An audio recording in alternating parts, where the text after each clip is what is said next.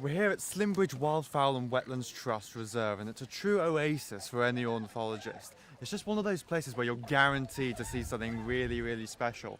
Surrounding me now is already loads of birds, but hopefully as we carry on, we'll see loads and loads of really special wildlife, which you won't really get to see in many other places in the UK.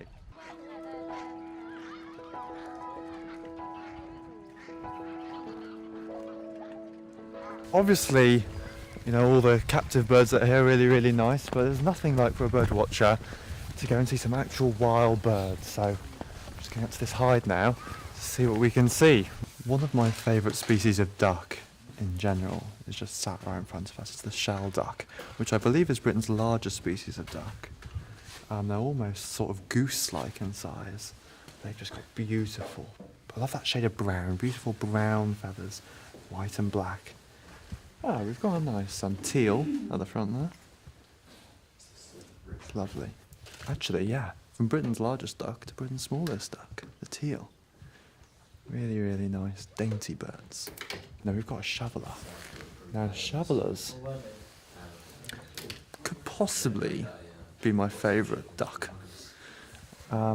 They've got a bill the shape of almost like a duck-billed platypus in a way, which they use to sift and filter out food from the water as they're feeding. Amongst all the duck life that there is here, there's also some really cool wading birds as well. Just over there is a nice little redshank.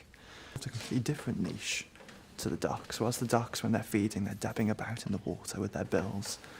The redshank uses its long bill to go into the mud, to penetrate the mud, looking for small little invertebrates. And what you see amongst all the wading birds, different wading birds have different length bills. So that means they can feed on different things. Because you might think, with all these birds here, you know, don't they compete for food? Well, actually, there's what we call niche partitioning going on, where some birds are feeding on slightly different things just because of the length of their bill and certain structures in the bill which allows them to feed on different things. So that means everything can work together in this ecosystem quite harmoniously. A lot of research at the moment is going into looking at how these birds make incredible migrations across the globe, not just in swans and geese, but in birds in general. And the general consensus is that the birds seem to be using loads and loads of different cues, including things like the magnetic field, which is something which we really don't know very much about at all. They could also be using things like the stars and the sun, all sorts of super sensors.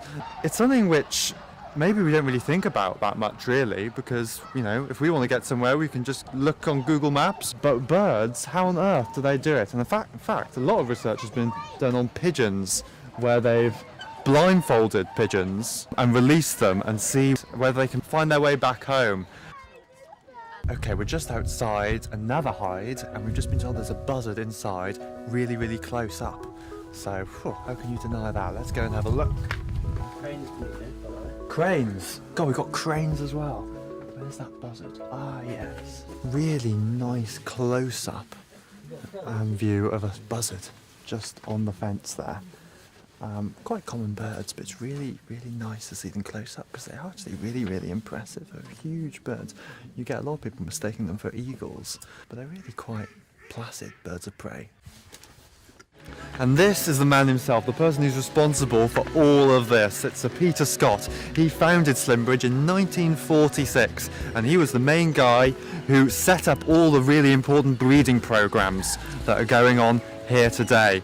Things like the Hawaiian Goose Project and the Buick Swans. He was the first person to introduce them and captively breed them. So a real pioneer when it comes to bird conservation.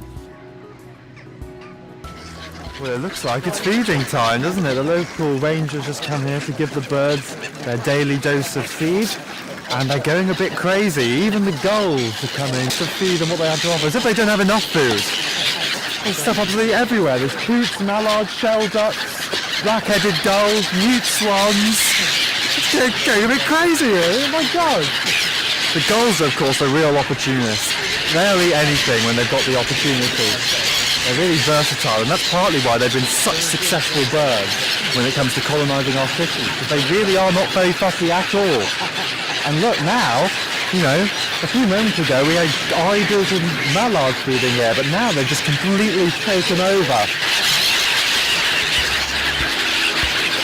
suppose after spending a day here at Slimbridge, it really has reconnected me with nature and also opened my eyes to how important places like this are in terms of conservation. A lot of people don't know the major, challenges that many of our local bird species are facing. So it's great to have places like this to bring people together and educate people about things we need to do to protect these wonderful species.